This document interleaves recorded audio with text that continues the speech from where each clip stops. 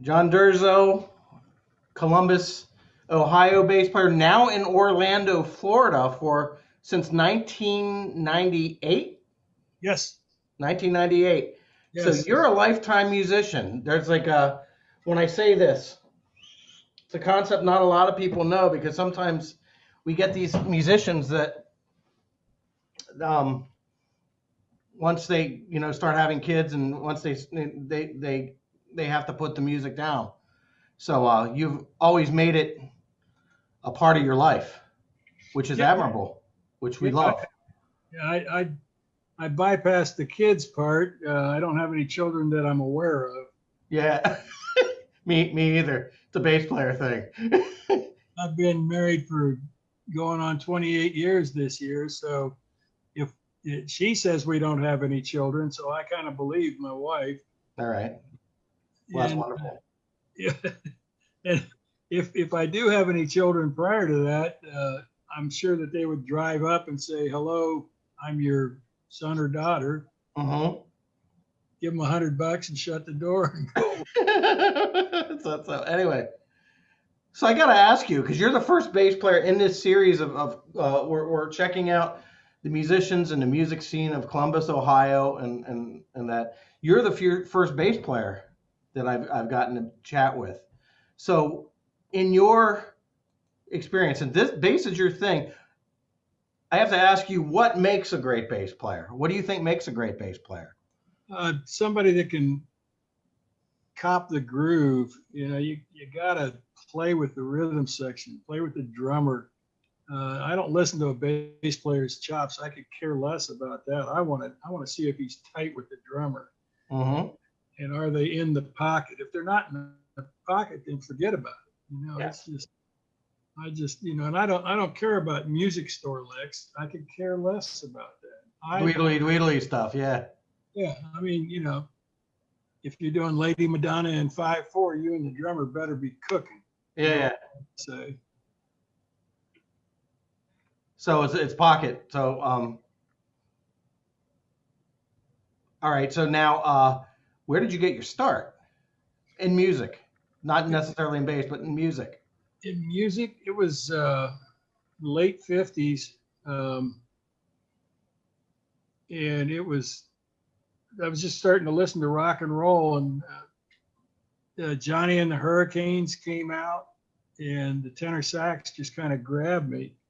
And the first record that I ever bought was Jan and Dean's Baby Talk.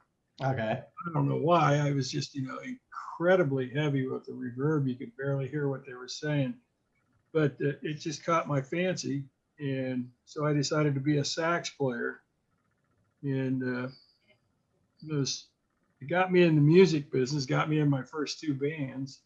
And I went from there. I realized that I was without a doubt the worst sax player in the state of Ohio. All right. So I switched to bass. I just always been drawn to bass. I was always helping the bass players find their parts. I'm Mm-hmm. working out with them, so it was just kind of like a natural transition for me. Yeah. So did you study with anybody, or is it all self-taught? I studied amateur gynecology in every band I was in. That Of was, course. I, I had a hard time, going from treble clef to bass clef. It was, and at the time, in the '60s, uh, sometimes the brain cells were a little overtaxed. So I started playing by ear, and that was just it for me. Mm-hmm. Yeah. So when you're a kid, who were you listening to? Who were your first influences? Um, I was a Stones kind of guy, Okay.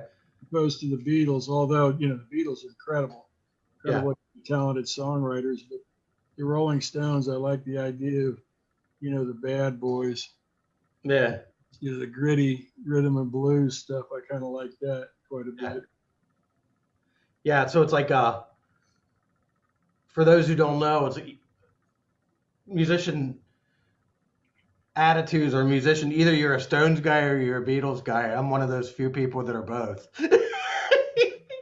So, but there's not much of us. There's not much of us around, and usually the Stones guys make fun of me. So, but it's what it is. But it's like I love them both equally, for different reasons, and that says Yeah. yeah. So so your first bands were what? Like Bands. yeah. Your first bands were like okay, you take up the bass, okay. Your first bands were on the saxophone, but then when you switched to bass, what year are we talking? I was in two high school bands, Johnny and the Rebels and St. John's Mod. And in St. John's Mod, the guitar player was John Schwab from McGuffey Lane. Okay. He and I are still good friends to this day. But it was just, we were just cover bands. We just played the radio. We did the top 40. It was, and the first band wasn't very good. The second band, St. John's Mob, was a lot better. But we weren't, the big bands in Columbus at the time. So we were just plugging along. And then I went to college in 67, Miami of Ohio. And there was a little band down there in Oxford that needed a bass player. So they stole a bass player out of this local band down there called the Water Bears. And the guy was Steve Walmsley, who went on to join the Lemon Pipers and record and tour with them. Mm-hmm. I took his place and borrowed somebody's guitar for a while, tuned it down an octave, and played bass. Yeah, and it was horrible. Until the girl I was dating at the time, her brother had bought a Fender Precision, a '64 Fender Precision. Yeah. And I fell down and broke his wrist, and he sold it to me for $125. That's okay. the first bass I've ever had, and I still got it. Wow. Same here with my guitars, but I wish I had my first basses. No, I've been through so many that I should never have gotten rid of. That band, we played the radio also, but the lead guitar player was a little bit crazy. We had a 7-foot iguana and an 8-foot boa constrictor that we took on stage with us. And, we'd feed live rats to the boa constrictor. He was always in a gym bag. And after he ate the rat, Mike could pull him out and there'd be a tail hanging out of his mouth. And walk around the club and all the girls would scream. Yeah. This is what was the band? What was this band? The Water Bears. Okay. And this is why you were still in college. Yeah. Okay. What did you study in college? I was a math major at first, and I also discovered beer. Okay. Going into college at 17, I didn't have a whole lot of chance. Somebody had 6'1", red hair and green eyes. You couldn't find a fake ID back then. Yeah. You certainly weren't smart enough to make them back then. So I just, started drinking, and the band just kind of really helped me fuck everything up with my all right. medication, and they requested that I leave. And the bad news there was I fell out of sequence. So I finally got back into Miami. But going back in, I was, starting my third year, and I was still a freshman. Okay. My local selective service board decided that since I was out of sequence, they were going to reclassify me from 2S to 1A. Okay. And I received number 125 in the first lottery. Okay. Which didn't involve cash prizes. Okay. And did you see? Did you go? No, I went in to enlist because I got drafted, and I dropped out of school and came back home, and I went in to enlist, and they wouldn't take me. High blood pressure, and I had to go back every 3 to 6 months and 3 days in a row in the morning and the afternoon, get my blood pressure checked and submit it. And then after like 3 times of doing that, I developed an ulcer. God knows what I had to worry about.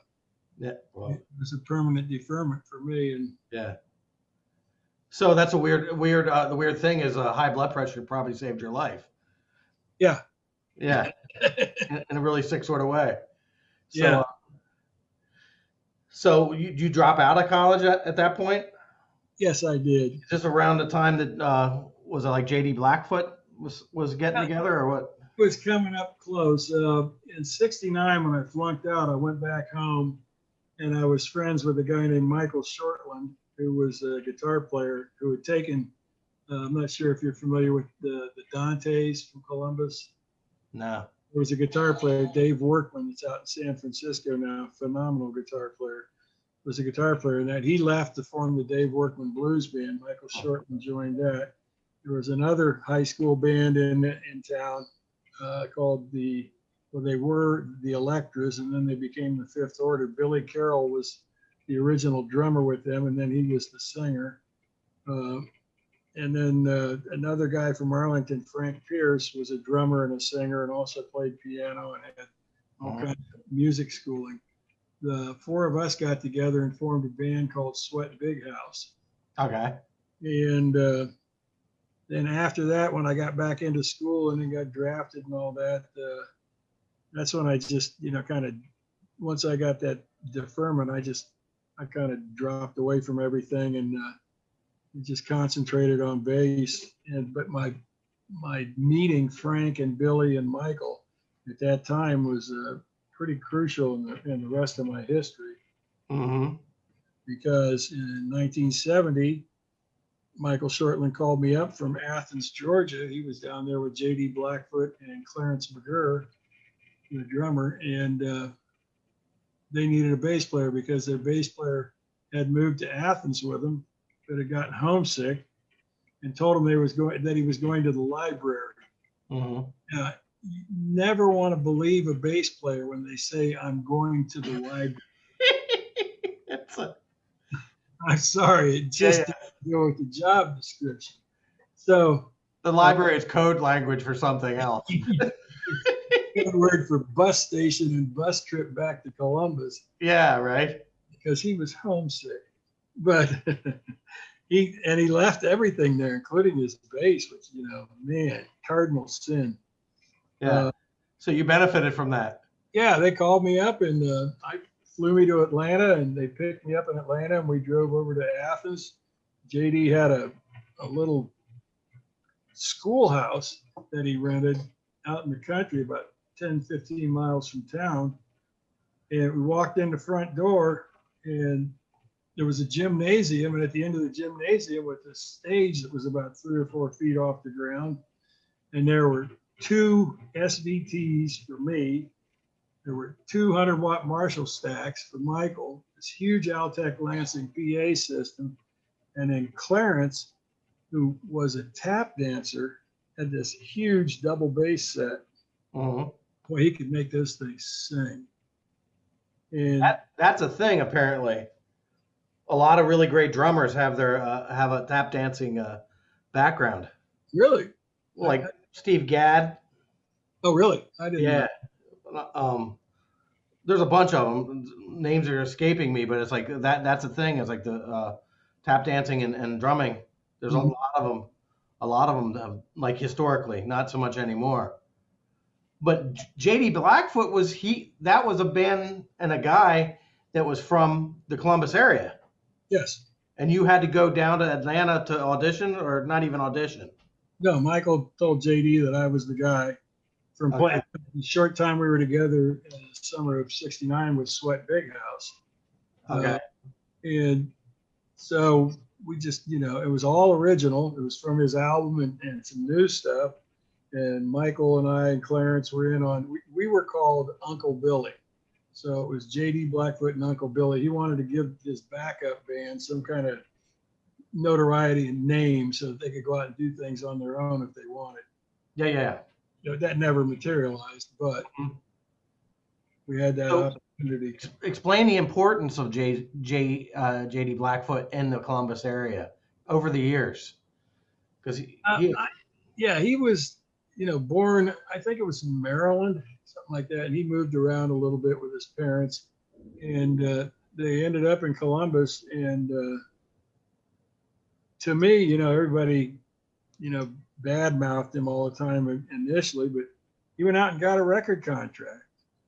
And he had a record contract with Mercury, and they said, he signed the same time that Uriah Heep signed with Mercury.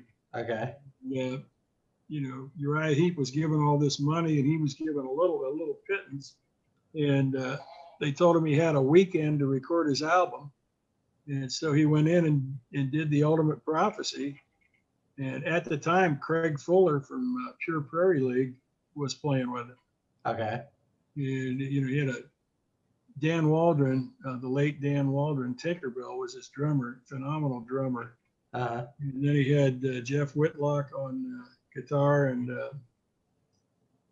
I think the guy's name was Kenny May, was a bass. I didn't know him, but it was a good band. And then Uncle Billy were there just after that band had broken up.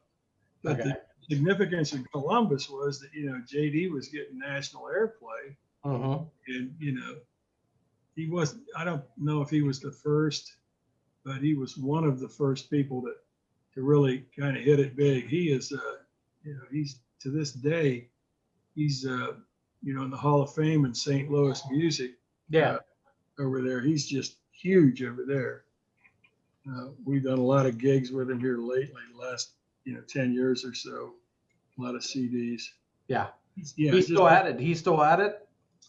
He's kind of retired from live performing. The last time I talked to him, he was still working on some songs for a new album. And he said he would let me know when he's ready. Okay. All right. We'll see what happens. So after JD Blackfoot, you were in Strongbow. Did you form Strongbow or did you join Strongbow? I joined Strongbow. What happened was after JD, what we did was I got together with George Mobley, who ended up being JD's guitar player for 50 years, and a guy named John Stelzer, who ended up being the keyboard player and sax player in Strongbow, and Billy Carroll from Sweat Big House. Billy's the one that hooked me up with this. And we got in a top 40 band called Whiteheart. And we did that until until around October of 71, at which time I moved to Southern California. And who were you with in Southern California? I moved up north to Mill Valley. I was working on a company out of Mill Valley, which was above San Francisco, just above Sausalito. And I was living in Mountain View, which is down closer to San Jose. And JD called me, and he was down in the mountains above San Bernardino. And he was, wanting to do something. He had a drummer down there, and he was ready to do it. So I moved down in January 72. And we were just sitting around writing songs. He and I got really drunk one night and wrote this song called I Flushed You from the Toilets of My Heart, which is a perfect country song. Oh, yeah. It's an anthem for some of his fans in St. Louis. And they wonder where David Allan Coe gets his influence. Oh, it could be. But the drummer that he was working with was taking lessons from the guy that was doing Jim Keltner and what was the other guy's name? I don't know. Anyhow, he was taking lessons from them, and he had studio gig lined up with these 3 songwriters in Santa Ana, California, and he said they needed a bass player. So, hey, guess what? I'm a bass player. So I went down. You had a legit job when you moved to Southern California. Yeah, it was. I just lucked it. I've been the luckiest guy on the face of the earth for me. Some of the gigs I've fallen into. But we ended up forming a band, and they used the name that I had been carrying around for a couple of years, Ruby Wheeler. Okay. And we fell into this manager guy that owned his own pearl company, and had a fleet of Cadillacs that he drove us around in. And we were playing colleges all over the area. But then the alcoholic guitar player decided he wanted his alcoholic bass player friend play in the band with him, so they fired me. Okay. Well, in this studio, there was an assistant engineer that I became very good friends with, a guy named Johnny Starbuck, who, if you Google him, you'll see him talking about Ronnie Wood's guitars. Turned out he was not only an assistant engineer, he went on the road with the group Stray Dog as a roadie, and then fell into being a roadie for Billy Preston. Okay. While Billy was out with the Stones stole him, and he had a 30 to 35-year run with the Rolling Stones. And of course, they'd been here in Florida, down in Miami and over in Tampa.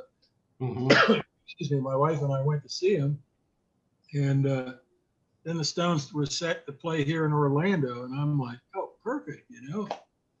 My backyard, I don't have to drive and get a hotel and all that.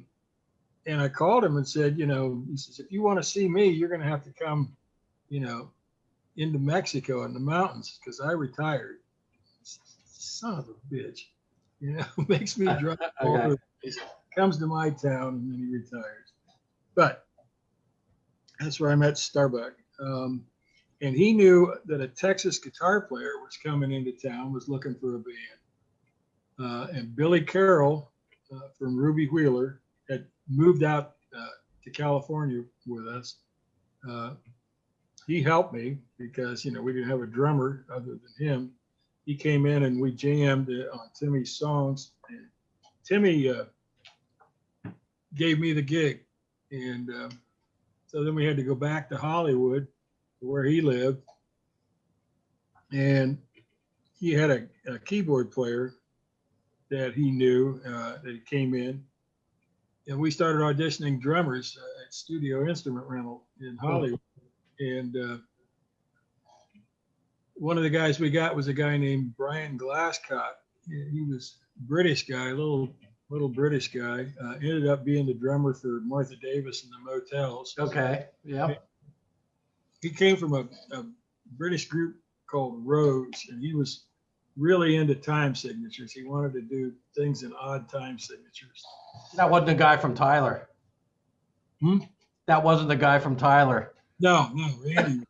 He was really, yeah, but Brian liked to do time signatures. So some of the stuff with Timmy has some nice little time signature breaks in them from time to time. But we started Timmy Harrison Group, and Timmy, come to find out, had actually been living in New York with Robert Margouleff of Black Bull Music, Stevie Wonder's people, not living with him, but, you know, in building, the same building that Hendrix was living in for a while. And Timmy knew him, but Timmy was like 15 or 16 at the time. So they shooed him away and said, go back to Texas and come back, you know, when you've grown up. Well, he was 21, 22 at the time. Found out that Margouleff was working at the record plant in LA. So we went over to the record plant to talk to him, and Margouleff gave him one of his engineers, Austin Godsey, who had, you know, gold record for one or two of Stevie Wonder's albums. And so we would go in about 10 o'clock at night, Austin and Timmy and I, and, you know, we'd get the drummer and the keyboard player to come in, and we'd put down these songs and then shoo those guys away. And then we'd fix the bass track, and then Timmy'd add all these incredible singer. Oh my God. Yeah. Incredible. And so we did that stuff, and it was looking good, but I mean, there was no money coming in. We went up to Stockton for about 6 weeks, and then Brian quit because he couldn't take the club gig. So I went back to Columbus, hadn't been back in 2 years, for my birthday. And while I'm there, Shortland calls me up, Michael Shortland. Yeah. And says, I want you to come and audition for our band, Strongbow. And I said, audition for your band? I said, dude, I got free studio time at the record plant in LA. Are you kidding me? When's the last audition you took? Like 72? 71? Maybe before that, I auditioned for a group called the Oxford Watch Band. That was playing at the Sugar Shack, and didn't get it because my voice wasn't strong enough. Some kid that wasn't much of a bass player, but Decent singer. he could really sing like a bird. Yeah, and the Oxford Watch Band turned into Bull Angus. I don't know if you're familiar with them. I am not. All Italian, 6 guys from Poughkeepsie. It just smoked. They had like 30 dates set up with the James Gang, and they got fired the first gig or two because Tommy Bolin was the guitar player, and they kind of blew them off the stage. Okay. Yeah, but that was the last audition I took, I think. So anyhow, I came back came back home for my birthday to see my family, and I went to this quote unquote audition. And the first song just blew me out of the water.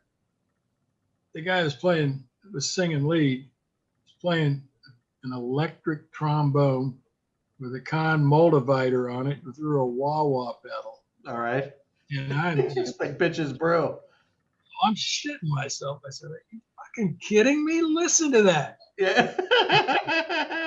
Ron Stelz was playing keyboards. He's got a B3, a mini mode, alto, tenor, soprano, sax, flute, and piccolo.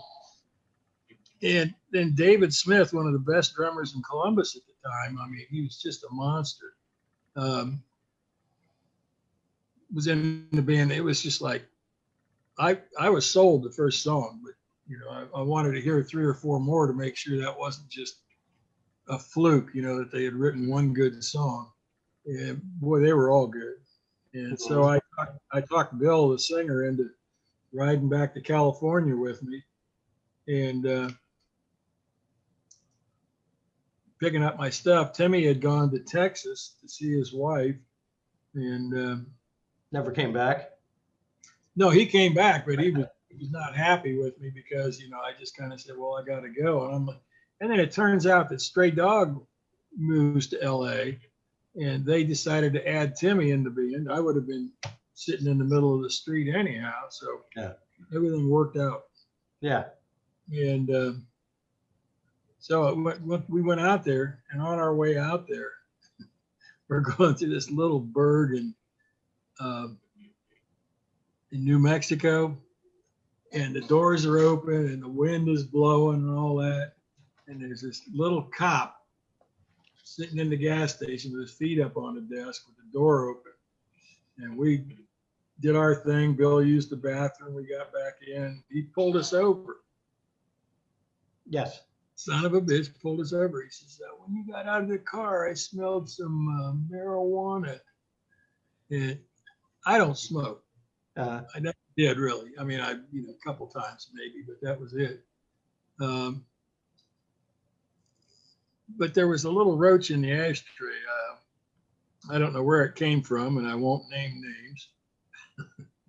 But so he made us open up all our bags and everything after he found that, and said he took the bag that he found and said, I'm going to let you go with a warning this time. And I'm like, oh, great. Because I couldn't see me hanging out in a jail in New Mexico, not getting my ass kicked like on a regular basis. About that.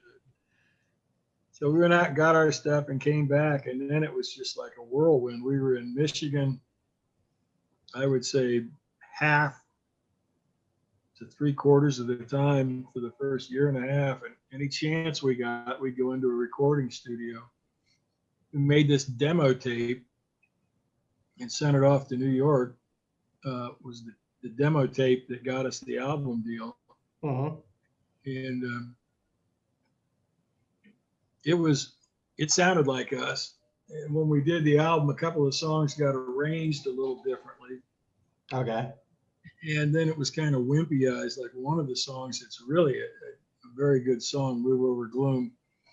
They almost completely took the bass out of the song. I don't know what happened, but so we'd remixed it, and I redid the bass track, and the engineer down here kind of put it in there, and it sounds so much better.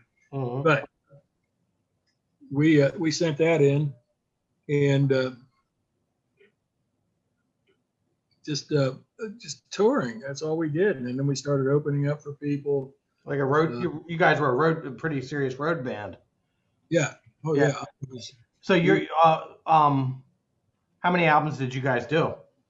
We did one in '75, and then Okay. from some of the tapes that we had, that Bill sent me some live stuff, and I had some other tapes. I think John sent me a couple tapes. We put together 4 other CDs. One of them was called Con Carne, which was the demo tapes, the same songs as the albums. A couple songs had a little different arrangements. Somebody had the foresight to keep the reel-to-reels or the masters. Yeah, yeah. I had to bake the cassettes that Bendler sent me of the live stuff. Uh-huh. Kind of get those reproduced. But I took them into a studio, and the guy was able to, goose up everything that was missing. Got the highs and the low end and all that. Yeah. So the first one was called Con Carne, which, with me, was just the Strongbow songs as they should have sounded on the album, but without the making it wimpy. Yeah. And then the next one was called Coulda Shoulda. It was like 10 or 11 songs that we had recorded but hadn't released before. So they could have been released. They should have been released. Some of them just smoky. Yeah. And the third one was called Live in '75. We had just gotten back from our California swing.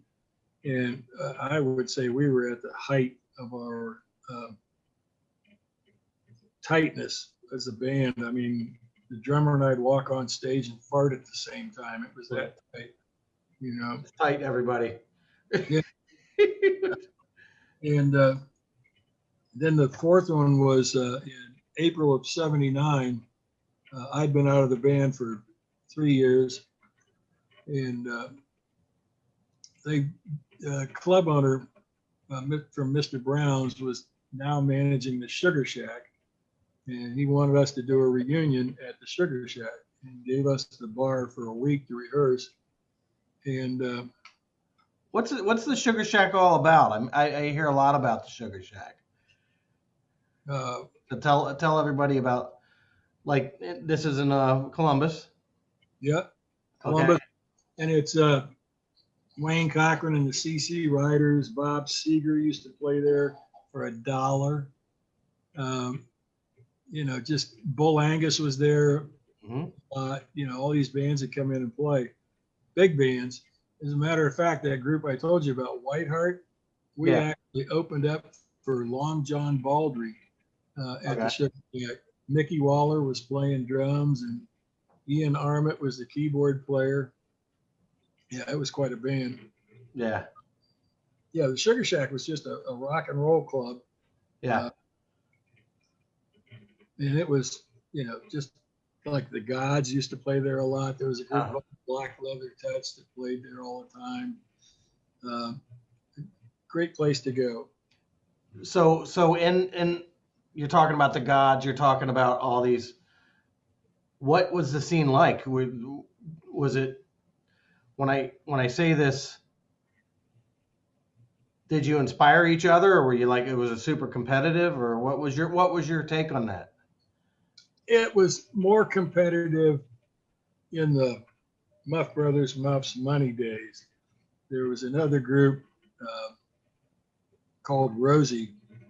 Rosie and the Muff's Money, we're just back and forth, and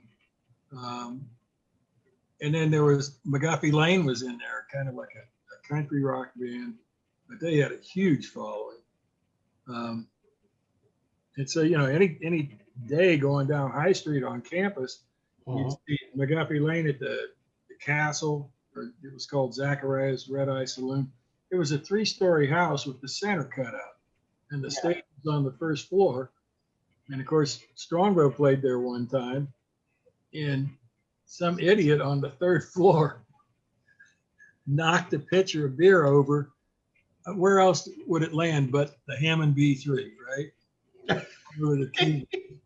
And yeah, that was a good one. They got the guy and took him down in the office, and I went flying down there, and I was just fit to be tied. I was so pissed off, and the bouncers are trying to hold me back, and this guy's shaking. He's so scared. And I got on my 6-inch heels and 4-inch platform, so I'm about 9 feet tall anyhow. And my hair was down to my ass and probably about 8 different colors. And I just turned around. The bass player thing. Yeah, I turned around and took a swing and hit the sliding closet doors. Uh-huh. Thank God they were hollow. Okay. My fist went through 2 of them, and I just turned around, and the guy saw that, and he just fell to the ground crying and sobbing. I'm sorry, I'm sorry. Yeah. And I went back upstairs and finished playing. So it was. What did that do to the keyboard? Actually, he got pretty lucky. It just hit the wood part. I don't think it didn't go into his keys. He was able to. John was always well prepared. He had towels everywhere just in case. Yeah. So it was it seemed to be okay. He didn't have any problems after that I'm aware of. Okay. Okay, let's go to Tyler. Let's talk about Tyler a little bit, because that Tyler was from what I've been hearing, it's kind of like a musician's band. When you say that, what kind of stuff did you do? Well, Tyler was really I've heard people say it was Columbus's first supergroup. Randy Huff was a drummer. Oh my God, what a freak! He is. He's still playing with John Schwab and McGuffey Lane, but he is just a phenomenal drummer. Charlie Blake had a solo album out that was big in Japan, and I still don't know how we got him talked into joining up with us. But Frank Pierce from Sweat Big House was in the band, and he was a songwriter, singer, and he had some incredible tunes. And then they had some funky little Elton John lookalike singing, had a pretty good voice. He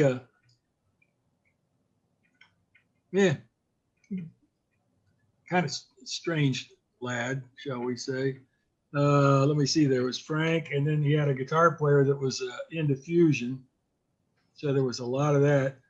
But Dick was really into, the singer was really into the old rhythm and blues stuff. So we did a lot of, Marvin Gaye, Heard It Through the Grapevine, a lot of, talk about all these old blues songs. We were doing a lot of those.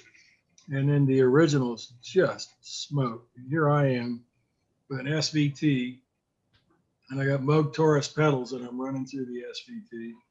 And just, we're doing a song in C, and I'm hitting that low C, and it's just like, people's drinks are vibrating off the tables, 4 tables back. I was in heaven.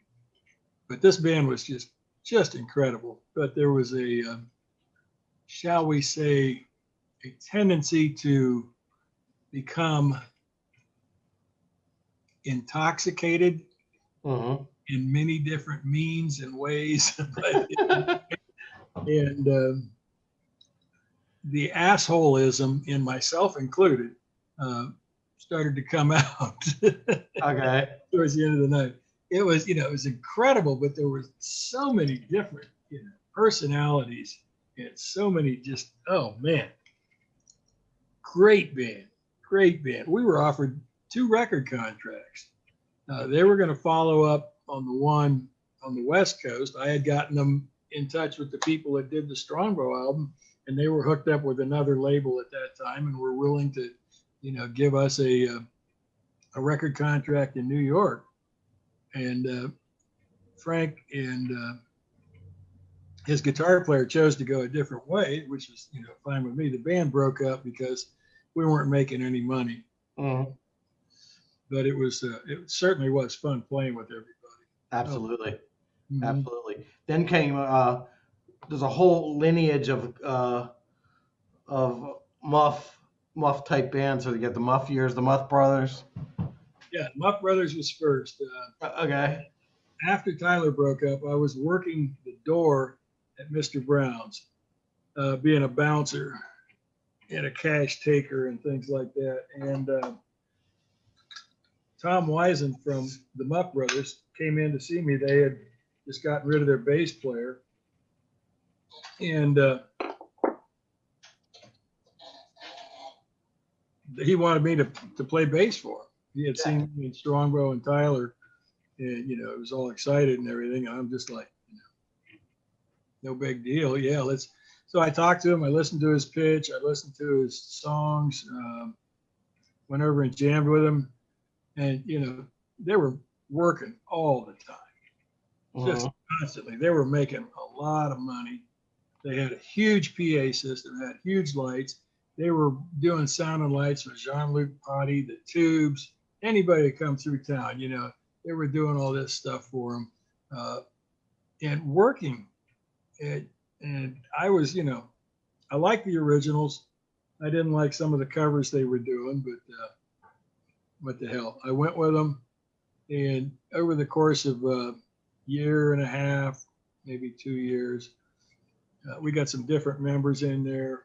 Rick Hall came in on drums, and then towards the end of the Muff Brothers, right before the Muffs, Richard Bradburn came in, and we had the nucleus of the Muffs, and we had a record deal, and we were pretty good at that time, and we got videos. We shot videos at Screaming Willie's East. It was a whole night. It was like an hour and a half, 2 hour show, and it smoked. I mean, there was not more than like 30 seconds between songs at the most.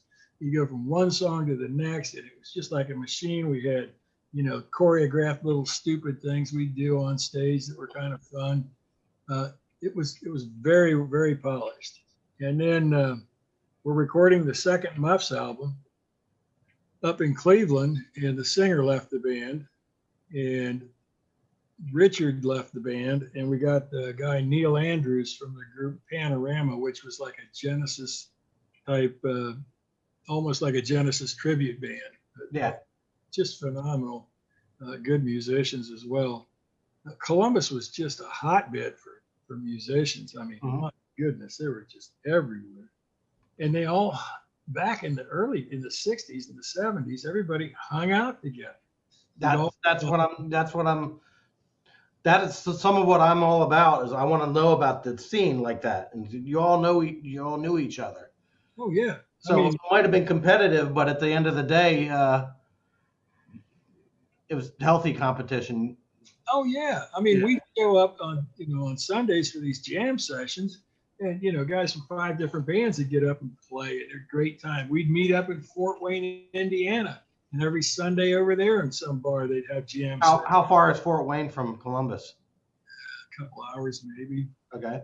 Yeah, it's not bad. And we just, traveling around the country, run into each other. Billy Carroll ended up playing with JD on his Southbound and Gone album and doing some touring with him, with George Mobley. George Mobley is going to be working with us with this Strongbow reunion coming up in August. And John Schwab's going to come in and do a song with us. That's going to be in Columbus? Yeah. Okay. At Natalie's Grandview is a club there that's a pretty nice facility. But it's like, Shortland was in Sweat Big House with me, and then he was in Uncle Billy with me, JD Blackfoot and Uncle Billy, and then Strongbow. Billy Carroll was in Whiteheart with me, and then Ruby Wheeler. And then he was with JD. George Mobley was in Whiteheart with me, and then he was with JD, and George and I have done a lot of recording with JD here lately in some of his live shows.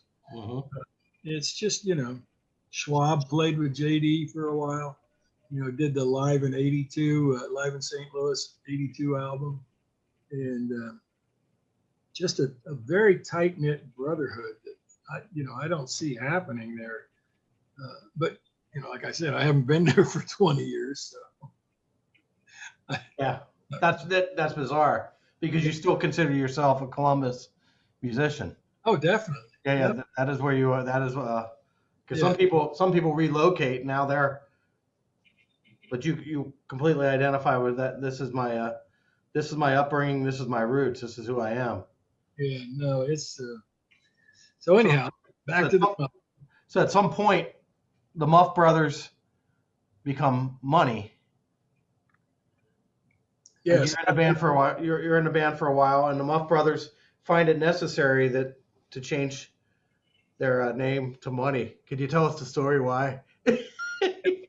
The Muff Brothers, we decided we wanted something more poppy, more stylish. I don't know what the deal was. You'd have to ask Tom Wyson for that. But they changed the name to the Muffs, and then they found out that we're in the Bible Belt, and the connotation of the Muffs is not necessarily what some of the Bible proponents are, looking for. So it didn't sell well. So we were deciding to change the name. We changed it to Money when the singer left and Richard left, and we got Neil. You say Richard. Richard's not Rich. Well, is it Rich Hall? Rich. He went by Rich Ivan. He ended up playing with Van Halen. He was the keyboard player for Van Halen under the stage. All right. Okay. Yeah. So we're not talking. Yeah, Richard is different than Rich Hall. No, Rick Hall. Rick Hall. Okay, got it. Rick Hall, Richard Bradburn, Rich Ivan. Okay. Yeah. Okay. So I think when Neil got in the band and we decided to just stay as a four-piece, I think that was the tightest that the band had ever been and the best. And we just became recording fools. JD had opened a world-class studio in Columbus called Bison, and then later called Sisapa. And we went in and recorded an album there. And then maybe a year later, we went back in and recorded a second album. Well, they were in the process. This was a local record company, Earthtone Records, negotiating a deal with Boardwalk Records in New York. They were talking to George Lee and some other people. Larry Leiter was our attorney in New York. And they were running out of time to get this taken care of. So they decided to keep the name Trust Me for the second album and keep the same artwork basically and modify it a little bit. The first album was pulled out with all kinds of pictures and firearms and big mean dogs. And yeah, it was cool. The second one, we still had pictures and stuff, but wasn't quite as cool. But Gary Hedden engineered and produced the first album, which I thought was a masterpiece for the type of music we were playing. It was kind of new wave, kind of kick you in the nuts, rock and roll, kind of across there. And it was, we were out in the street. Neil goes screaming by in his truck, slamming the gears and screeching his tires. And Tom's walking down the street whistling. And I got my big heeled shit kickers on. And I'm thumping down the street and kick a can, and all this stuff. It was big production.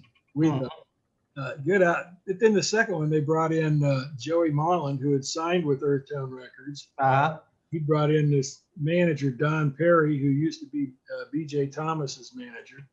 And we recorded another album. It was a little more rock and roll. It was good too. I really liked a lot of the songs on there. And then we just stayed in the studio with Joey. He was doing an album. He did okay. So you were his backup musician. Yes. Yeah. Okay. So for those who don't know who Joey Mullen is, was he a guitar player? Yeah. For Badfinger. Badfinger singer. Mm-hmm. Yep. Mm-hmm. Okay. Still alive today? He's the only one. Okay. Yeah. So then you went at some point you went back to school. I like the reason you went back to school. I love the reason because I completely identify with it. Do you remember what you told me? Yes, I do. I wrote it down so I wouldn't. It was, where in the hell did it go? Shit. It was because I didn't see myself playing brown sugar in a bar when I was 75 years old. That is wonderful. And I completely, I don't know if people understand this. It's like, okay, so the bar musician, that kind of bar musician, to have to be doing that forever, to be trapped in that kind of thing is kind of like, some people would say, well, you're playing music. What are you complaining about? But it's like, yeah, but you're playing the same music you played at your high school prom. So a lot of the times it's like it feels like you're trapped. And some of the people that I know who are doing this every day, they would love to diversify, because all they can do is put themselves into a bar and put themselves into arm's way. Sometimes they shouldn't be in bars after a while. Right. And that can lead to all kinds of life experimental rough life choices that we don't you know what I'm saying. At some point, yeah. So anyway, I totally identify with that. So you went back to school, and and you became a writer for a short time. I went to DeVry, taking a Bachelor of Science in Electronic Engineering Technology. Graduated with honors. AT&T had hired me before my graduation, and as a technical writer. So I went in and I was writing these courses at the training center, AT&T's National and International Training Center in Dublin, Ohio. I was writing these courses, and I had no idea what was going on. And they brought me in and said, here's the piece of equipment you're writing on. And I started looking at all these technical documents and going in and playing around, making these exercises so that the people that were installing the equipment, it's almost $1 million piece of equipment, installing the equipment and operating and maintaining the equipment, knew what they were doing. And I got roped into being an instructor because they were shorthanded. And so they threw me to the wolves, literally. And so what happened was, I'd been on stage all my life, this was yeah. So I just get up there and do a little song and dance, and feed them a little bullshit, and then go out on the equipment and show them that I knew what I was talking about. And usually win them over. And then after work, I'd take all the students, there's all these, 30 and 40 year veterans of AT&T and Bell Labs and all that, and take them to a bar and drink them under a table. Just instant cool points. Yeah. So, the next day I'm up there chipper, I've been doing this all my life, Yeah. Not a big deal. Drink, 6 beers and get up the next day and work. And these guys, are all suffering and everything. So it worked out pretty well. And eventually I found out what I was talking about, and I learned it. And then they pulled the rug out from under me again and made me an international instructor. And so they sent me to They pulled the rug out and made you an international instructor. Yeah. Instead of doing the domestic stuff at the training center or in the United States, they sent me. Meaning they gave you a promotion. Yeah, kind of. They were paying me more money. Yeah. Yeah. More money and sending me out. And then my expenses, is great. You can go find these little places where you could eat all this food at happy hour and then write off $30 or $40 dinner on that. It was great. But they sent me to 19 countries. And I always would go in and learn a little bit of the language. I always knew how to say good morning, how are you, and things like that. And at the time, my hair was down to my ass again. And you go into some of these, like Saudi Arabia, and places like that, and these people are freaking out. I got my hair back in a ponytail, but they're freaking out like, what the fuck is this standing in front of us?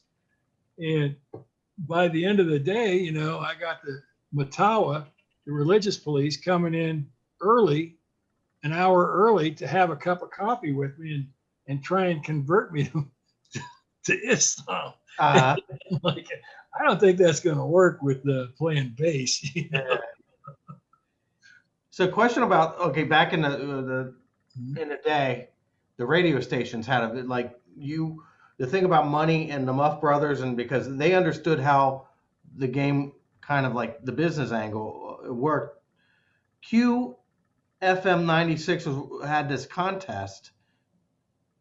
Were you guys responsible for coming up with that idea about renaming the Muff Brothers, or was that their idea? No, it was internal with Okay. us. I probably Who was explain some of the dynamic within, because we don't know, none of us know who we're in. Like Rick, we have Rick Hall, we have Tom, and Yeah, I know Tom. about you. Yeah. Is that okay? Rick Hall on drums, Tom Wisen on guitar and vocals, Neil Andrews on keyboards, and me on bass and Taurus pedals. Okay. And the Muffs was Steve Sines, the late Steve Sines, on vocals, Rich Bradburn on keyboards, Rick Hall on drums, Tom Wisen on guitar, me on bass and pedals. The Muff Brothers was Dennis Boyd on drums, Jim Edwards on keyboards and rhythm guitar, Tom Wisen on guitar, Steve Sines singing and running the lights from center stage. Really? Yeah, he had a console, and he would control the lights, and he just kind of, you know, just like, get this boy away from that light console. Yeah. Yeah, so that was the Muff Brothers. And yeah, it was. So Go ahead. pretty intelligent. Like when I say this, is like it's not just about the music; it's about getting your thing out there. As a you had the foresight to, like, let's include the media at that time. The radio station was an important part of that. Well, yeah, Mr. Bill, who was a disc jockey at QFM, and just later all over the country, one of my dearest friends, was actually living with my brother and I. So we kind of had an in, you know. We had some of the Munch, was the sports guy, was a good friend. Officer Al, the motorist pal, was another great friend. Tom Tuber, you know, all these disc jockeys. Terry Wilson from WCOL,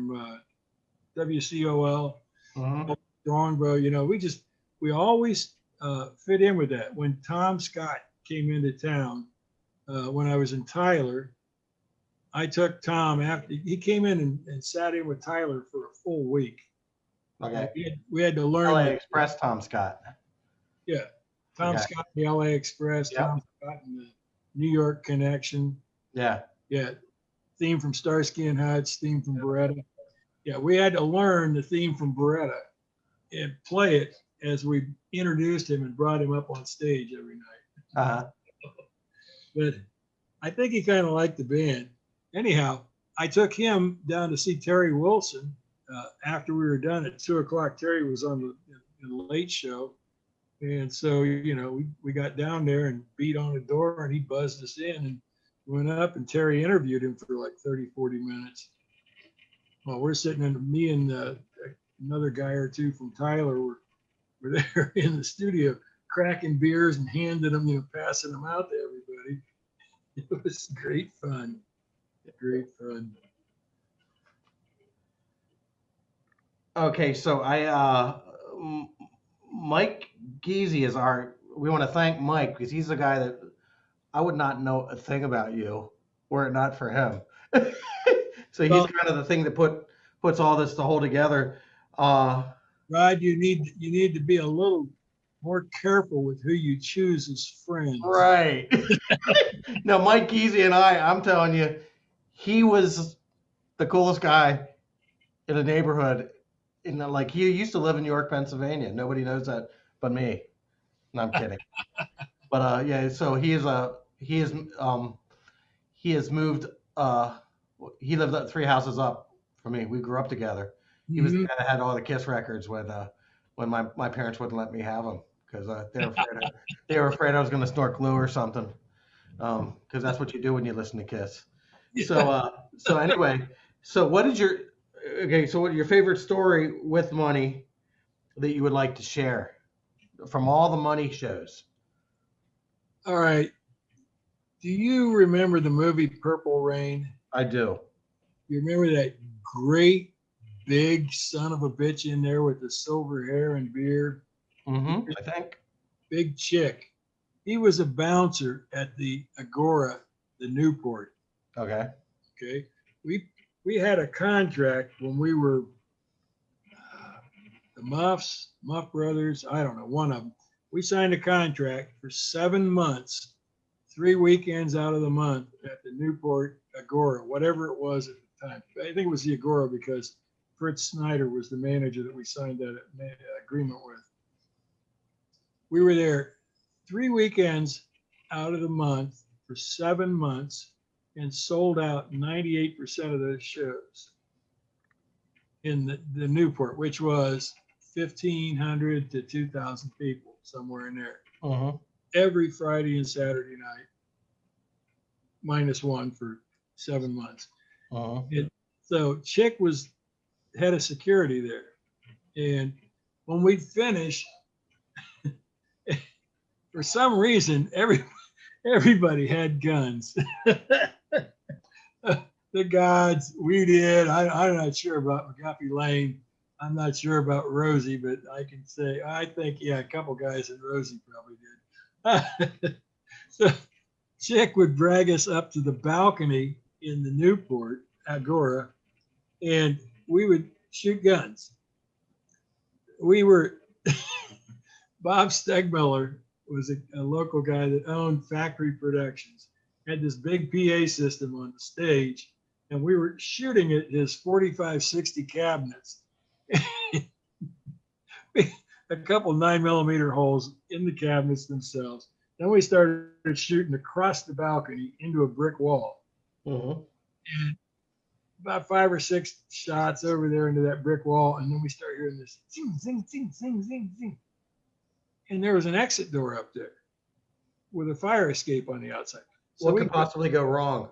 Well, we opened up the door and looked, and what happened was the bullets had gone through the brick and were skipping across the rooftop next door.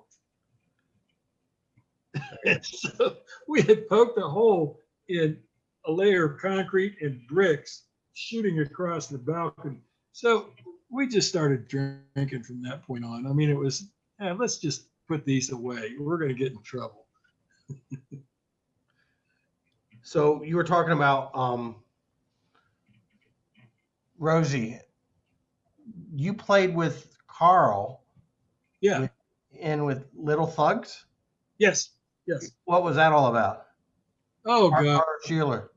That was us just being pissed off at the world. We'd figure out what people wanted to hear, what groups they wanted to hear, and then we'd get their albums and decide what songs we liked. We wouldn't play the radio. Yeah. We would play what we liked off their albums. And we were loud. Carl was the guitar player and singer. Scott Eisenbray, we went by Scott David, ended up being the director of operations for Epiphone Guitars for a number of years and has recently retired.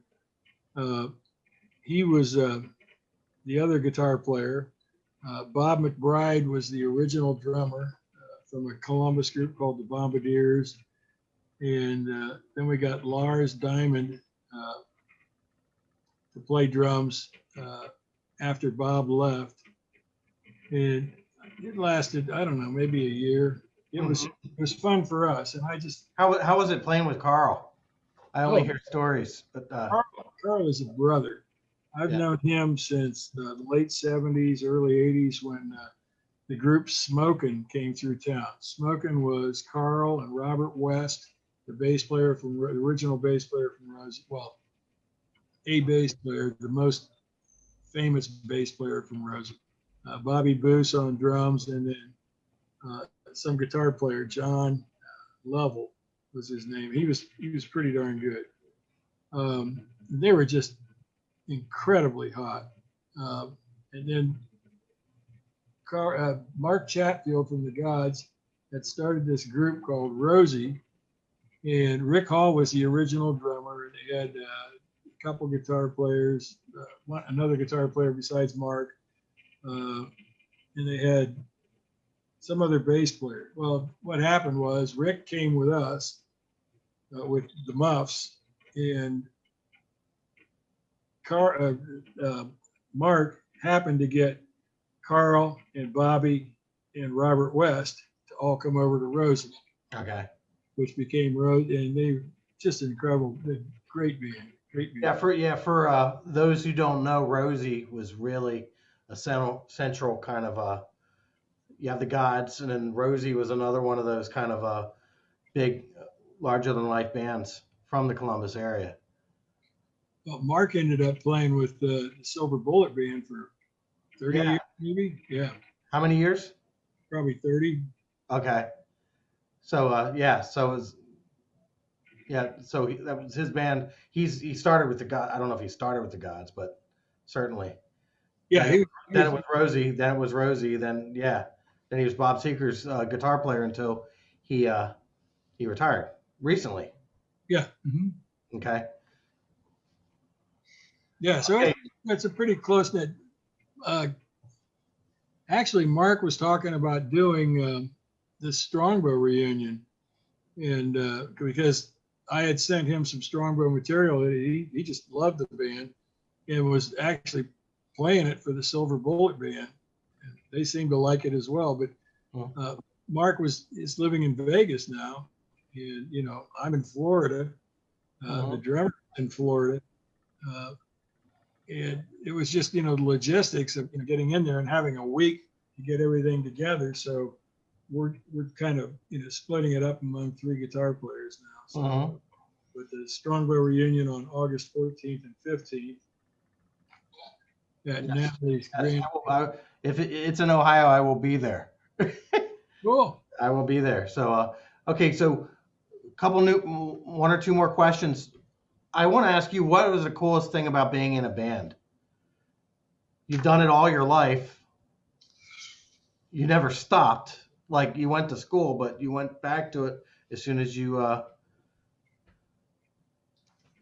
Well, the coolest thing about being in a band, I didn't start playing musical instrument because of my artistic drive or anything like that. It's the chicks. What, are you kidding me? I mean, you put a guitar around your neck and it's like, hey, dude, I want to party with you. Yeah. Yeah. Cool factor. Yeah. And free beer, the parties, and the thing was, there was no money back then. Now it's the same thing. There's no money. But actually, you do it for the love of the music. I just, I have done recording sessions where I haven't gotten a penny and I didn't care. Yeah. It's not a big deal. Yeah. But these are some of these guys that we're talking about. These are lifetime friends. Yeah. Oh, yeah. Yeah. Oh, yeah. It's like, Strongbow, we have weekly Zoom calls, and it's just we're going over the old road stories. Yeah. Laughing our asses off because there's some funny shit that happened back then. Yeah. Viking. Yeah. Your top 5 influences on the bass. All right, I got 2 top 5s. All right. Depends on what kind your top 10 influences while you're on the bass. Because it's you, Viking John, will allow that. All right, top 5 biggest influences: James Jamerson, Duck Dunn, Bob Babbitt, Rocco Prestia, and Jack Blades. Now, when I say Jack Blades, don't people freak out. What you got to do is go. But don't tell me you love me, because I don't want to know. No, I'm not talking about that. I'm talking about Rubicon. Go pick out a couple of Rubicon albums or find them on YouTube. The guy smokes. He is one of the baddest slap players I've heard. And my did you ever get into that? I listened to it, but like I said, that's not my gig. Yeah. I can do it a little bit, but I'm not practiced at it. Yeah. And it's not my cup of tea. I would just as soon, drive the shit out of somebody and play with the drummer. Mm-hmm. My second top 5, John Wetton, Gary Thane, Uriah Heep, Greg Ridley, Spooky Tooth, and Humble Pie. Humble Pie, he's one of mine. Yeah. Tony Levin, Pink Floyd, among others, King Crimson, he's been with them. And of course, Peter Gabriel. Yes. And of course, Chris Squire. Yes. And that's a Paul McCartney bass too. It is. I know what you're thinking. Shut up, punk. Yes.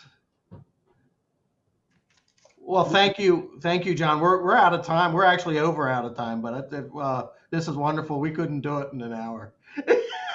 Oh, that's good. Yeah, and we probably got lots more we can talk about too. So, bass player brethren, that's like grateful to you. Grateful to you. We will talk more. Here's my 64 Precision. You painted it. Yeah, that's a Bernie Stone custom job there. Okay. Rod, thank you so much. Absolutely. This is wonderful. And we'll keep in touch. And yeah, I'm sure we will. Yeah. Maybe do it again. And we can plug in our basses and do it again. How's that? Yeah. There's all kinds of things we can do. Cool. Yep. All right. Thank you so much, and thanks for your story is now out there. Now the world can see it. Some of your story. We stopped about 1990. So send me the link, will you? I will. I absolutely will. When you put it on YouTube. Yep. All righty. See you, and thanks so much. All right. Thanks, Rod. Thank you. Also, thanks to Mike Easy for hooking this thing up, and he's been the guy that he's been my direction man. So like ask him about the Sugar Shack. So all righty. Be well. Be safe. All right. See you, man. Okay. See ya.